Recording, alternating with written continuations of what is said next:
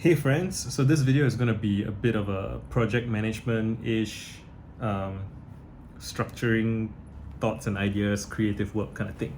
So I've been thinking a lot about my body of work, right? I have a lot of it and it's a mess. It's been this way all my life as far as I can remember.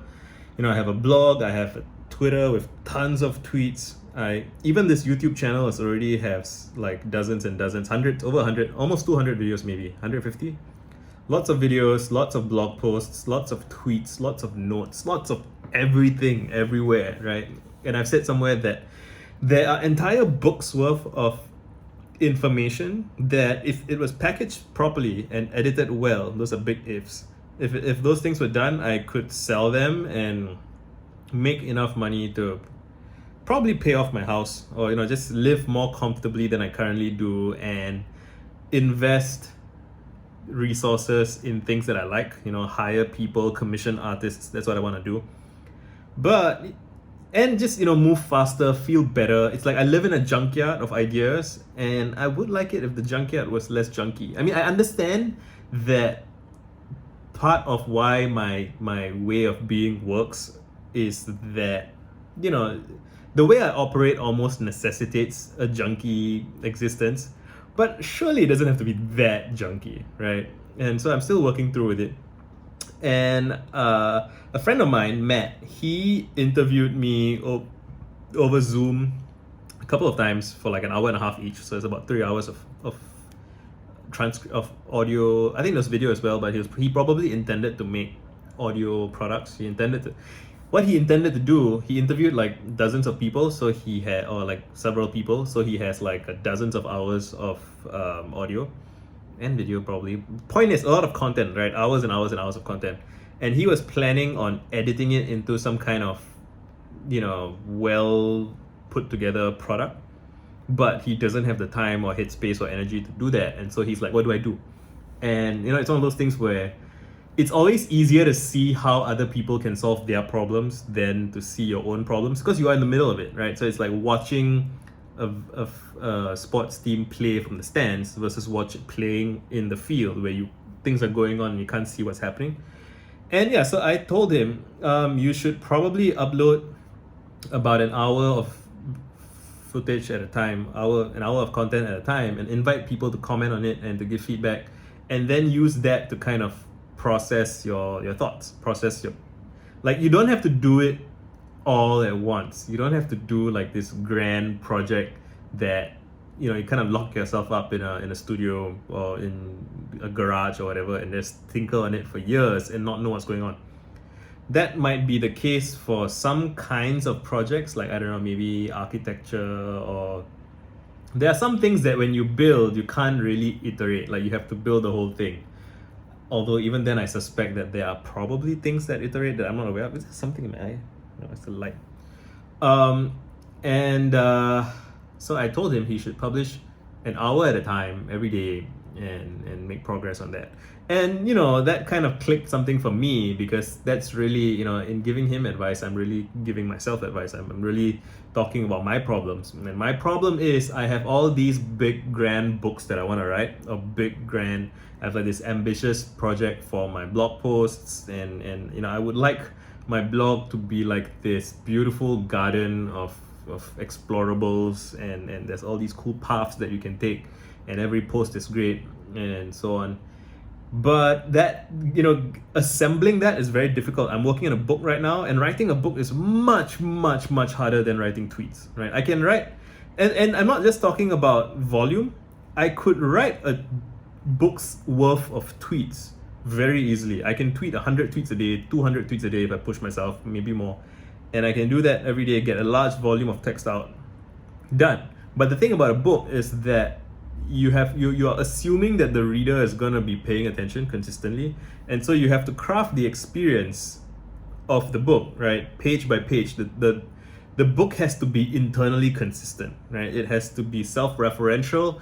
You don't want to repeat yourself too much in the context of a book, because that gets stale, that gets frustrating. If you want to repeat yourself, you have to do it in an artful way. You have to be referencing things. I'm not saying you need to reference yourself, but you have to be aware that the reader is going from page 1 to 2 to 3 on and on. And that's just much harder. It's like it's just difficult. And so I've been struggling with that, and my admiration for people who have written books is increasing so much. It's just so hard. And again, like, I can make these short YouTube videos, and asking for your attention for 5-10 minutes, not that big a deal.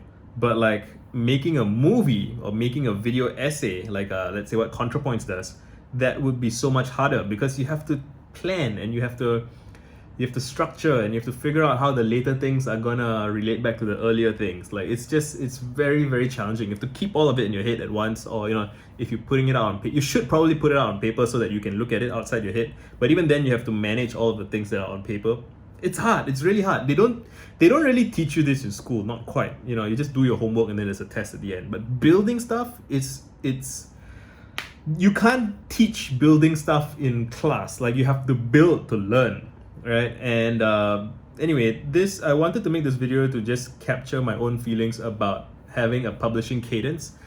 There are, like, for weeks now, if you look at the past couple of months, there were many, many days where I didn't upload videos, and my reasoning for that was, I got my book on my mind, I don't have energy to publish a video. And when I think about that, it's because I have this idea in my head about what a video is supposed to do. Like, it's supposed to achieve a bunch of goals. I don't have that with my tweets. Like, I just tweet from the hip. I shoot from the hip with my tweets. I shoot my tweets from the hip. I just tweet off the cuff. I just tweet blah, blah, blah. I'm not even thinking. It just flows out of me. So I can tweet indefinitely forever, which is great. I would like that from my videos as well. I think I mentioned this in a couple of videos ago. Like rather than try to climb up to the video, you want to fall into the video. You want to be free. You want to not be thinking. You want to unlock your mind and let your subconscious pour out. And there's something scary about doing that with video, because again, it's like my face, my voice, my hands, my house. It's more naked, I guess, and there's more of opportunities for people to judge you. Which, again, once I say that out loud, I'm like, fuck that, who gives a shit? It's just, but inside your head, it can be difficult. So the challenge is, is always managing your own psychology, and the project management. That's what I'm trying to think about. It's like, I'm trying to think about publishing cadence, right? So my advice to my friend was publish an hour at a time every day, and invite people to give feedback. Similarly,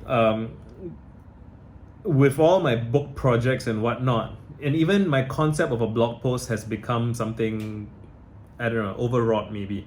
And the idea of doing a Twitter thread a day about things that I want to do, that also feels a bit wrong. Everything feels a bit wrong, right? So what I'm thinking is that I should be publishing text every day.